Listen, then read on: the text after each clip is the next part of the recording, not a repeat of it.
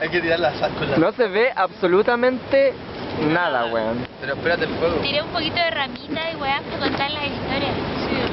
Díola. Como en la nada. ¿Por qué tú estás sentado en eso? Porque yo fui el único inteligente que lo agarró y lo trajo para acá. Esta historia se titula Chum. Wiri, wiri, wiri. Así es la vida nomás. Ya, ahí se ven. Ahí se ven. Acerca las caras. Pero cuidado, cuidado. Weón, se ve la raja. Weón, se ve muy bacán, weón. ¿Estás grabando? Sí. Hola. Estamos en medio de la nada, casi nos matamos en un río. Weón, sí. Cuenta esa weá, cuenta la historia. Mira, estamos de lo mejor, subiendo hasta que se cortaban los frenos por lo más adrenalínico de la vida.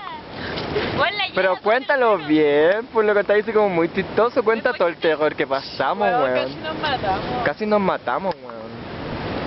no sé cómo Cuéntalo, po. Ya, Diego, cuéntalo. todo lo cuanto más chistoso que puedo contar. Pero me le voy a contar chistoso. Puta que si la cuento yo, la voy a contar más chistoso todavía, por eso. Esta es la historia de 6 niños que iban subiendo. ¡Ay! Y nos quemó una presa. Mentira, que no los mata el río, los asusta un abrazo. Peto, peto.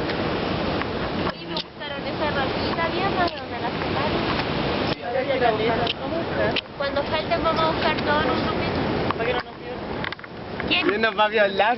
Ay, es que estoy mal sentado acá.